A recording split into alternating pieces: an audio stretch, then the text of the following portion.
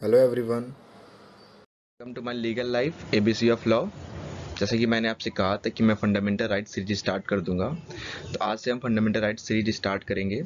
Article 12 start करेंगे और हम पढ़ेंगे इसमें basically meaning of the state, explanation of other authority and the most important landmark cases with refer to article 12। Start करने से पहले मैं ये बताऊंगा कि जैसा कि मैंने इससे पहले जो वीडियो बनाया था इंट्रोडक्शन टू फंडामेंटल राइट्स, तो मैंने कहा था कि जितने भी फंडामेंटल राइट्स है वो most of against the action of state के अगेंस्ट दिया गया है। तो स्टेट क्या होता है ये जानना पहले सबसे ज़रूरी है। अगर आपको फंडामेंटल राइट्स का अगर किसी इंसान का वायलेशन होता है तो वो स्टेट के अगेंस्ट ही आप कोर्ट में जा सकते हैं। कुछ में है जिसमें प्राइवेट इंडिविजुअल के अगेंस्ट भी है। तो हम आज पढ़ेंगे कि कौन सा स्टेट है, क्या स्टेट होता है और कौन कौन सी अथॉरिटी है जो स्टेट के अंदर आती है और कौन कौन सी एजेंसियां हैं जो with reference to supreme court उसे स्टेट के अंदर लाया गया। आर्टिकल 12 जिस तरह बनाया गया है कॉन्स्टिट्यूएंट असेंबली के द्वारा, ये बहुत इंक्लूसिव डिफिनेशन में डिसाइड करता है और इसे कह सकते हैं आप बहुत एक्स्ट्रा, मतलब आप इसे कह सकते हैं कि liberal interpretation of supreme court को डाल दिया गया है कि आप आर्टिकल 12 को आप जैसे इंटरप्रेट करिए और एज अ कन्फाइन मत करिए, इसे एक्स्ट्रा करिए।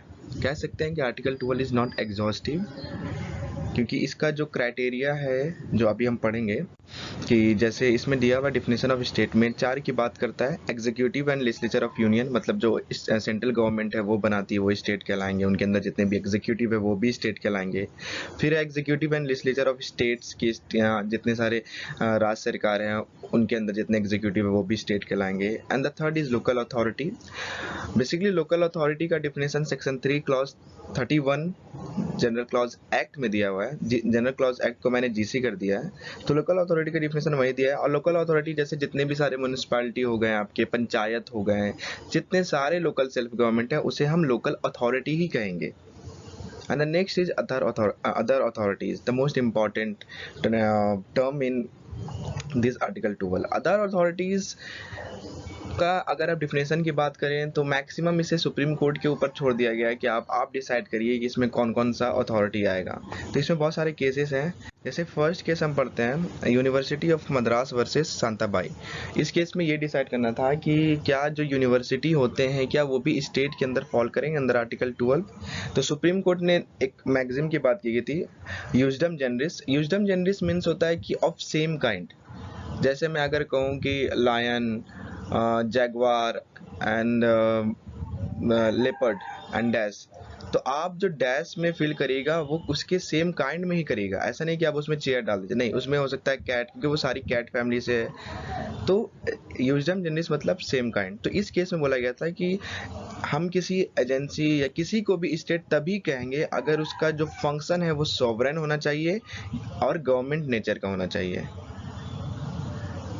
क्या मैंने बताया, इसमें बताया कि जो कोई भी एजेंसी हो, कोई भी चीज़ हो, उसे स्टेट तभी बोलेंगे जब वो सॉवरेन नेचर का होना चाहिए और उसमें गवर्नमेंट फंक्शन होना चाहिए। लेकिन आगे जाकर Ujjam Bai versus state of UP में जो मैगजीम है यूजम जनरिस को हटा दिया गया। सुप्रीम कोर्ट ने हेल्ड किया कि जो यूजम जनरिस है अनफॉर्चुनेट, उसका जो ऑफ सेम काइंड प्रिंसिपल होता है तो वो आर्टिकल 12 में नहीं आता है, क्योंकि जो जितने भी टर्म दिए गए हैं आर्टिकल 12 में उसमें कोई कॉमन जेनस नहीं है जिसे हम डिसाइड करें कि अदर अथॉरिटी कौन कौन सा होगा। नेक्स्ट पढ़ते हैं राजस्थान इलेक्ट्रिसिटी बोर्ड और सुखदेव वर्सेस भगत राम केस। ये दो बहुत इंपॉर्टेंट केस इसलिए हैं क्योंकि राजस्थान इलेक्ट्रिसिटी बोर्ड में ये केस आया था कि क्या इलेक्ट्रिसिटी बोर्ड भी अंडर आर्टिकल 12 आता है नहीं। जैसे कि मैंने अभी पहले केस में पढ़ा कि मद्रास केस में कि किसी भी चीज़ को फंक्शन को तभी कहेंगे जब वो सॉवरेन नेचर या गवर्नमेंट नेचर का होना चाहिए। लेकिन राजस्थान इलेक्ट्रिसिटी बोर्ड में इसे थोड़ा और एक्सप्लेन किया गया और इसमें बोला गया कि हर वो चीज़ को जो कॉन्स्टिट्यूशन या किसी स्टैट्यूट के द्वारा बनाई गई तो उसे हम स्टेट कहेंगे। और दूसरा कि ज़रूरी नहीं कि वो अगर कॉन्स्टिट्यूशन स्टैट्यूट से बना हुआ है तो वो गवर्नमेंट फंक्शन ही करे, जिसके कारण जितने भी यूनिवर्सिटी और राजस्थान इलेक्ट्रिसिटी बोर्ड को भी स्टेट कहा गया। और सुखदेव वर्सेस भगत राम केस में ये बोला, इसके तहत ये ला दिया गया कि जितने सारे ONGC हो गए हैं, LIC हो गए हैं, ये सबको भी अंडर स्टेट फॉल करना पड़ गया। तो सुप्रीम कोर्ट ने इस दो केस में थोड़ा लिबरल इंटरप्रिटेशन करने के बाद उन्होंने ये कहा कि जितने सारे इलेक्ट्रिसिटी बोर्ड होंगे या कोई भी स्टैट्यूट या कॉन्स्टिट्यूशन, अगर कॉन्स्टिट्यूशन कोई भी एजेंसी अगर कॉन्स्टिट्यूशन या स्टैट्यूट के द्वारा बनाई गई है तो उसे हम स्टेट कहेंगे, ज़रूरी नहीं कि वो गवर्नमेंट फंक्शन करे। द मोस्ट इम्पॉर्टेंट ये है कि RD city versus international airport authority of India, इसमें सुप्रीम कोर्ट ने 5 टेस्ट अप्लाई किए हैं। और ये 5 टेस्ट जो मैं आपको स्क्रीन में दिखाऊँ, ये आप स्क्रीनशॉट ले सकते हैं या फोटो भी ले सकते हैं। इसमें ये बोला गया था कि जो एयरपोर्ट अथॉरिटी होते हैं, जितने एयरपोर्ट होते हैं, क्या वो स्टेट के अंदर फॉल करते हैं, तो इसके स्टेट अंदर फॉल करते हैं नहीं, इसके लिए 5 टेस्ट डिसाइड किया गया। तो वो 5 टेस्ट ये हैं कि पहले तो स्टेट हम डिसाइड करेंगे कि जो एजेंसी या किसी की बात अथॉरिटी है, क्या वो स्टेट का मेन और chiefly contribute to financial resource, मतलब कि जितने भी उसमें फिनेंशियल रिसोर्स हो रहे हैं और उसका जो मेन चीफ है वो स्टेट के अंदर है नहीं। दूसरा, deep and pervasive state control. Deep and pervasive state control means कि जितने भी अपॉइंटमेंट ऑफ मेंबर या अपॉइंटमेंट ऑफ डायरेक्टर, जितने सारे मेंबर्स के कैसे क्या होना, ये सब पावर स्टेट के अंदर फॉल कर रहा है, नहीं स्टेट के कंट्रोल में है नहीं, गवर्नमेंट के कंट्रोल में है नहीं, ये हम दिखाएंगे। Third is that function of corporation or of public importance. जो एजेंसी हो या जो भी कंपनी हो, क्या उसकी जो काम है क्या वो पब्लिक इंपॉर्टेंस के फंक्शन में कर रहा है या नहीं, वो हम देखेंगे। And fourth is if government department is transfer to a corporation. Corporation को मैंने CORP कर दिया है तो आप इजीली समझे। तो government department is transfer to, अगर कोई भी गवर्नमेंट डिपार्टमेंट अगर कोई कॉर्पोरेशन में ट्रांसफर करता है तब भी वो स्टेट ही कहलाएगा। At last, corporation enjoy monopoly. अगर corporation due to state comfort वो मोनोपोली स्टेटस में है तब भी वो स्टेट कहलाएगा। तो ये 5 इंपॉर्टेंट टेस्ट था जो आरडी सिटी में अप्लाई हुआ था, और सेम टेस्ट हमारे सोम प्रकाश वर्सेस यूनियन ऑफ इंडिया में अप्लाई करने के बाद सुप्रीम कोर्ट ने 3-4 जजमेंट दिया। पहला जजमेंट उन्होंने क्या किया कि इसमें केस आया था कि भारत पेट्रोलियम जो कॉर्पोरेशन होता है क्या वो स्टेट में फॉल करेंगे या नहीं। तो जो आरडी सिटी में टेस्ट अप्लाई किया गया तो वही टेस्ट सेम इसमें अप्लाई करने के बाद कोर्ट ने हेल्ड किया कि भारत पेट्रोलियम कॉर्पोरेशन भी स्टेट के अंदर आएगा, क्योंकि इसमें भी जो फंक्शन ड्यूटी है वो पब्लिक इंपॉर्टेंस है और मैक्सिमम स्टेट के कंट्रोल के अंदर है।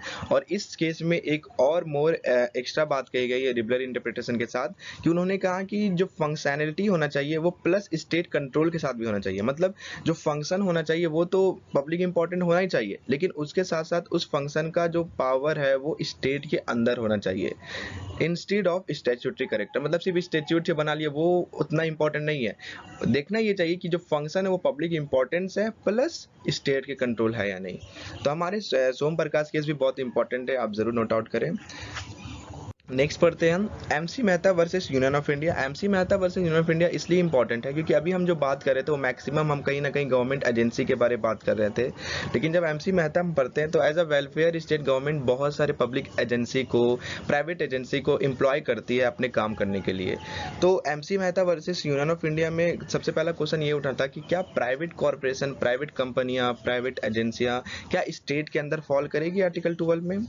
तो इसमें सुप्रीम कोर्ट ने ऑब्जर्व किया था, उन्होंने कहा था कि जितने भी नॉन गवर्नमेंट कंपनी हैं, नॉन गवर्नमेंट एजेंसियां हैं, वो तभी स्टेट के अंदर फॉल करेगी अगर उसके ऊपर स्टेट का कंट्रोल हो, पहला। दूसरा, जो regulation and kind of public function, जो kind of public function they are performing, मतलब जो उसके अंदर जो फंक्शन यूज हो रहा है, जो नॉन गवर्नमेंट कंपनी में जो काम हो रहा है, अगर वो पब्लिक फंक्शन पे मैटर करता है और अगर वो सेटिस्फाई करता है एज अ इंस्ट्रूमेंटलिटी और एजेंसी ऑफ द गवर्नमेंट, तब हम उसे स्टेट कहेंगे। अगर नॉर्मल समझे तो इस केस में ये बोल दिया गया कि अगर कोई भी नॉन गवर्नमेंट, कोई भी पब्लिक प्राइवेट कंपनी है, अगर उसका काम पब्लिक फंक्शन है, पहला। दूसरा, उसका कंट्रोल स्टेट के पास है, और तीसरा, उनका जो रेगुलेशन ही ऐसा है कि वो ये बता रहा है कि वो इंस्ट्रूमेंटलिटी ऑफ या एजेंसी ऑफ गवर्नमेंट है, तब उसे हम स्टेट के अंदर फॉल करेंगे। तो कह सकते हैं कि प्राइवेट कंपनी भी फॉल कर सकती है स्टेट में अगर उसका काम ऐसा है कि वो ट्रीट कर रहा है इंस्ट्रूमेंटलिटी ऑफ गवर्नमेंट या एजेंसी ऑफ गवर्नमेंट और मैक्सिमम कंट्रोल स्टेट के अंदर है, पब्लिक फंक्शन वो कर रहा है, सबसे इंपॉर्टेंट पब्लिक फंक्शन कर रहा है, तो उसे हम स्टेट के अंदर फॉल कर सकते हैं। जिसके कारण Indian council for इन्वायरो legal action versus union of India, जो हमारा नेक्स्ट केस में, उसमें ये बोल दिया गया था कि अगर कोई भी प्राइवेट कंपनी अगर किसी पर्सन का फंडामेंटल राइट्स वायलेट करती है और कोर्ट में अगर वो ये आर्गूमेंट देती है कि हम तो स्टेट के अंदर फॉल नहीं करते हैं, तो ये कोर्ट उसे नहीं एक्सेप्ट करेगा। तो यहाँ तक मुझे लगता है कि अब क्लियर है। अब मैंने क्या किया, यहाँ तक तो मैंने सारा केस बता दिया। आप फिर से इसे रिकॉल एक बार देख सकते हैं अगर आपको छूट गया हो।